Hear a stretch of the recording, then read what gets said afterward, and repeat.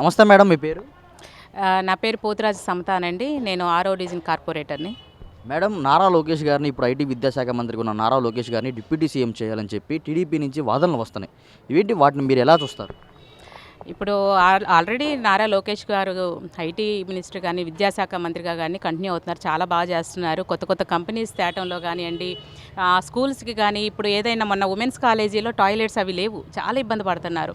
మనకి మా దృష్టికి కానీ ఎమ్మెల్యే గారి దృష్టికి కానీ ప్రిన్సిపాల్ గారు తేటం జరిగింది. వెంటనే ఎమ్మెల్యే గారు లోకేష్ బాబు దగ్గరికి తీసుకెళ్తే వెంటనే శాంక్షన్ చేశారు. 25 లక్షలు శాంక్షన్ చేశారు.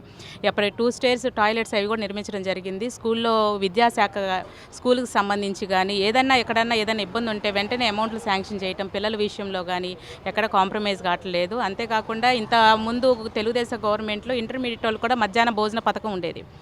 గత గవర్నమెంట్లో అవి తీసేశారు. ఓన్లీ 10th క్లాస్ వరకే పెట్టారు.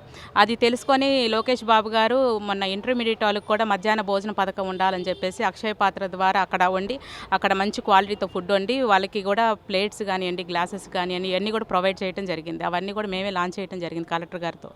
ఇవన్నీ విద్యాశాఖలో కానీ ఐటీ రంగంలో కానివ్వండి, కొత్త కొత్త కంపెనీస్ తెచ్చే విషయంలో కానీ చాలా బాగా చేస్తున్నారు లోకేష్ బాబు గారు. ఇవేంటంటే ఇప్పుడు ఆల్రెడీ కూటమి వచ్చిన తర్వాత డిప్యూటీ సీఎంగా పవన్ కళ్యాణ్కి ఆ పదవి అనేది చంద్రబాబు నాయుడు గారు ఇచ్చారు. కంటిన్యూ అవుతున్నారు. పవన్ కళ్యాణ్ గారు కూడా చాలా బాగా వర్క్ చేస్తున్నారు డిప్యూటీ సీఎంగా. కానీ మొత్తం పంచాయతీల్లో కూడా ఇంతకుముందు నిధులు వచ్చిన పాపాన పోలేదు గత గవర్నమెంట్లో. ఇప్పుడు ఆ నిధులన్నీ కూడా పవన్ కళ్యాణ్ కానీ ఇప్పించడం కానీ ఇప్పుడు పంచాయతీలు కానీ రోడ్లు కానీ కాలువలు కానీ చాలా డెవలప్ అవుతుంది. కింద ఇప్పుడు తెలుగుదేశం పార్టీ నాయకులు కొంతమంది ఏంటంటే ఇట్లా ఉంటే బాగుంటుంది అనేసి అంతం అయితే జరిగింది, మేము విన్నాము. కాకపోతే ఏంటంటే ఏదైనా కానీ కూటమి ఇష్టం అండి, కూటమి ప్రభుత్వం ఇష్టం. చంద్రబాబు నాయుడు గారు ఏ డిసిషన్ చేసుకున్నా అందరికీ హ్యాపీగానే ఫీల్ అవుతాం. మేడం, ఒకవేళ కూటమి కనుక డిప్యూటీ సీఎం చేయాలని చెప్పి నిర్ణయిస్తే ఏంటి, ఎలా ఉండబోతుంది? రేపు పొద్దున్న డిప్యూటీ సీఎం పదవిలో నారా లోకేష్ గారు ఎలా పనిచేయబోతుంది ఒకవేళ ఇస్తే? లోకేష్ బాబు గారు చాలా యాక్టివ్గా ఉంటున్నారండి. గతం కన్నా ఇప్పుడు ఇంకా చాలా యాక్టివ్గా ఉన్నారు. ఏంటంటే మేము యువగలం పాదయాత్ర అప్పుడు కూడా మేము లోకేష్ బాబుతో ప్రయాణం చేయడం జరిగింది. గతంలో ఈ వైసీపీ వాళ్ళు ఏదో ఒకటి లోకేష్ బాబుని అంటాం కానీ ఇవన్నీ జరిగింది. వాళ్ళు అనే మాటలకే చాలా రాటు తేలిపోయి ఉన్నారు. చాలా స్ట్రాంగ్ అయ్యారు లోకేష్ బాబు గారు మాత్రం. మేము దగ్గరుండి చూసాను కాబట్టి చెప్తున్నాను. మేడం, ఈ కూటమి ప్రభుత్వం ఏర్పడి 6 నెలలు కంప్లీట్ చేసుకుంది మేడం. ఈ 6 నెలల్లో కూటమి ప్రభుత్వం యొక్క పరిపాలన ఎలా ఉంది మేడం? చాలా బాగుందండి. ఇప్పుడు 7 నెలలు అయిందండి కూటమి ప్రభుత్వం వచ్చి. మేము గతంలో మాకు వర్కులు అనేది తెలుగుదేశం కార్పొరేటర్ అని చెప్పేసి మాకు శాంక్షన్ చేసేవాళ్ళు కాదు. ఓన్లీ వాళ్ళ వైసీపీ కార్పొరేటర్లకే కోట్లలో వర్కులు జరిగినాయి. ఒక్కొక్కల వార్డులో 40 కోట్లు 50 కోట్ల వర్కులు జరిగినాయి కూడా ఉన్నాయి. మా వార్డులో మేము ఏదైనా పెట్టినా కానీ చివరికి మాకు ఇవ్వట్లేదని చెప్పేసి కూడా మేము గల్లా జయదేవ్ గారిని అడిగితే మాకు గ్రాంట్స్ అనేది కూడా ఇచ్చారు. 25 లక్షలు 15 lakhs అట్లా ప్రతి సంవత్సరానికి ఇంత అమౌంట్ ఇచ్చారు. అవి కూడా వర్కులు పెట్టుకుంటే అవి కూడా జరగకుండా కూడా ఆపేశారు. 3 years నుంచి కూడా మాకు ఎంపీ గ్రాంట్ శాంక్షన్ అయ్యి టెండర్ వేసి కూడా కాంట్రాక్ట్ని చేయనీయకుండా ఆపేశారు. ఈరోజు మన ఎమ్మెల్యే గారు వస్తున్నారండి. ఇప్పుడు గుంటూరు వారి తోటలో కూడా 0 లైన్ నుంచి 8వ లైన్కి 4, 5, 6 లైన్లు డ్రైన్స్ కానివ్వండి, మళ్ళీ కొత్తపేటలో సోమువారి ఇది ఎంపీ గ్రాంట్స్ కానివ్వండి, అవి చిన్న చిన్న లైన్లో ఏంటంటే మెయిన్ మా వార్డు కమర్షియల్ వార్డు అయినా కానీ ఇక్కడ అంతా డ్రైన్స్ అండి మట్టితో పూడిపోయి ఉన్నాయి. అవి ఎన్ని కంప్లైంట్లు ఇచ్చినా అవ్వలేదు. ఇప్పుడు మళ్ళీ ఇంకోటి వచ్చి రైల్వే స్టేషన్ రోడ్, అది కూడా బ్రిటిష్ కాలం నాటి బ్రిక్స్తో కట్టిన డ్రైన్ అది కూడా ఎన్నిసార్లు పెట్టినది పెద్ద అమౌంట్ అనేసి పక్కన పెట్టారు. ఇప్పుడు మన ఎమ్మెల్యే గారు చొరవతో అది కూడా మేము శాంక్షన్ చేయించుకోవడం జరిగింది. ఇప్పుడు ఇక్కడ గుంటూరు వారి తోటలో ఎమ్మెల్యే గారు వస్తున్నారండి కొబ్బరికాయ కొట్టడానికి. ఇది అయిపోయిన తర్వాత రైల్వే స్టేషన్ దగ్గర కానివ్వండి, కొత్తపేటలో కానివ్వండి, ఇవన్నీ కూడా కొబ్బరికాయ కొట్టడం జరుగుతుంది. ఈ చాలా డెవలప్ పనులు ఏంటంటే చాలా ఉధృతంగా బాగా ఫాస్ట్గా అయితే జరుగుతున్నాయి. 7 నెలలకే ఇప్పుడు మెయిన్ లైన్స్ అన్నీ రోడ్లు కానివ్వండి, మనకి ఇక్కడ మార్కెట్ దగ్గర కొత్త మాస వైపు కూడా అదంతా గుంటలతో అయిపోతే ఇప్పుడు అంతా తార్బోసి చాలా నీట్గా చేశారు. ఎక్కడ గుంట అనేది నాకైతే కనపడట్లేదు.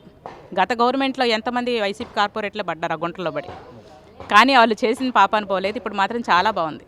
మేడం, గత ప్రభుత్వం వైసీపీ అధికారంలో ఉన్నప్పుడు మీ డివిజన్లోకి మీరు ఎన్ని నిధులు కేటాయించారు, ఎన్ని నిధులు మీకు వచ్చినాయి, ఎంతవరకు పనులు పూర్తి చేశారు? ఇప్పుడు మీ కుటుంబ ప్రభుత్వం రాగానే ఎంతవరకు నిధులు తెచ్చారు, ఎన్ని పనులు దిగ్విజయంగా పూర్తి చేశారు?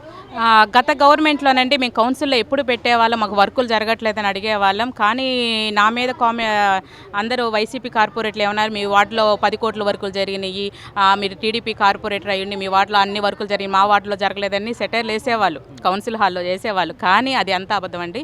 ఒక గాంధీ పార్క్ ఒకటి చూపించి నన్ను మీ వార్డులో ఇంత జరిగేదని, గాంధీ పార్కులో 6-7 కోట్ల వర్కులు చేశారు. దాంట్లో మా ఇన్వాల్వ్మెంట్ ఏమీ ఉండదు. అక్కడ కూడా అవినీతి జరిగింది. ఆ గాంధీ పార్కులో కూడా వర్క్స్లో కానివ్వండి జరిగినాయి. ఏమి జరుగుతున్నాయని మేము అడిగినా కానీ అప్పుడు అధికారుల సమాధానం కూడా చెప్పేవాళ్ళు కదా. నేను అక్కడ ఏమేమి జరుగుతున్నాయి అనేది గాంధీ పార్కులో విషయం కౌన్సిల్లో పెట్టుకునేదాన్ని. అక్కడ ఏం వర్కులు జరుగుతున్నాయి ఏంటి, ఎంత ఎస్టిమేషన్స్ ఏంది అని అడిగేదాన్ని. ఆ 6-7 కోట్లు ఒకటి చూపించి మీ వార్డులో 6-7 కోట్లు జరిగినాయి అని అంటే ఎట్లా కుదురుతుంది? గాంధీ పార్క్ గాను వార్డులో అవన్నీ కూడా పోల్చి అట్లా చెప్పేవాళ్ళు. అంతేగాని కానీ గాంధీ పార్క్ మీద కూడా మీకు చూసే ఉంటారు కదండి, గాంధీ పార్క్ మీద కూడా ఎంత రచ్చ జరిగిందో గత గవర్నమెంట్లో. మేడం, రీసెంట్గా కనుక చూసుకుంటే కౌన్సిల్ సమావేశాల్లో ఎవరైతే కమిషనర్ గారు ఉన్నారో బుడమేరు వాగు గురించి అవినీతి జరిగిందని చెప్పి మొన్న మేయర్ గారు కానీ వాళ్ళందరూ అన్నారు. ఏంటి తర్వాత మేయర్ గారు దానికి సమాధానం చెప్పకుండా వెళ్ళిపోయారు.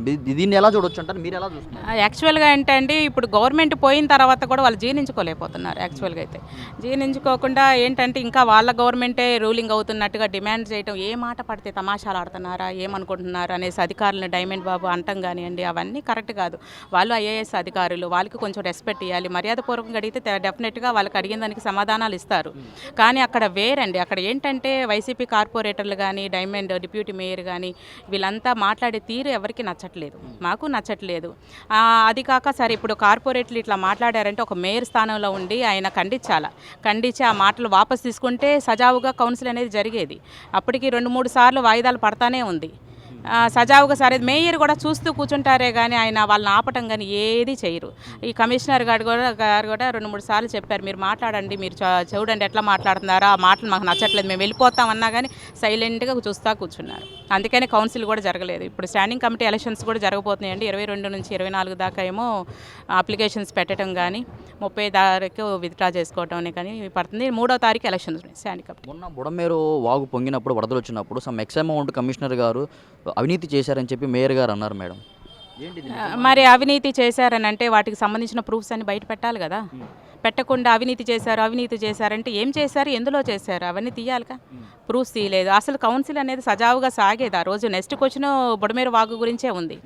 అక్కడ దాకా అప్పటికి ఆయన అనే మాటలు కానీ కమిషనర్ వెళ్ళిపోతాను ఇట్లా అయితే నేను ఉండనన్నా కానీ ఆయన సైలెంట్గా చోద్యం చూస్తున్నారు. తర్వాతనేమో మళ్ళీ నేను రమ్మన్నాను రాలేదు, ఇట్లాంటి మాటలు మాట్లాడుతున్నారు. ఇంకా ఇప్పుడు ఎలక్షన్ కోడ్ వచ్చింది కాబట్టి ఇప్పుడు అలా కౌన్సిల్ వచ్చేది లేదు నాకు తెలిసి. స్టాండింగ్ కమిటీ ఎలక్షన్స్ ఉన్నాయి. తర్వాత 4వ తారీఖు నుంచి ఎమ్మెల్సీ ఎలక్షన్ కోడ్ వస్తుంది. 3 నెలల దాకా ఇంకా మళ్ళీ ఏం చేస్తారో మరి అధిష్టానం ఇష్టం. ఈ వీడియో నచ్చితే లైక్ చేయండి. అలాగే మా ఛానల్ ని ఫస్ట్ టైం కనుక చూస్తున్నట్టయితే ఇప్పుడే సబ్స్క్రైబ్ చేసుకుని పక్కనే ఉన్న గంట సింబల్ ని యాక్టివేట్ చేసుకోండి. అప్పుడే మేము పెట్టే ప్రతి వీడియో మీకు నోటిఫికేషన్ గా వస్తుంది. అలాగే ఈ వీడియో పూర్తిగా చూసినందుకు ధన్యవాదాలు.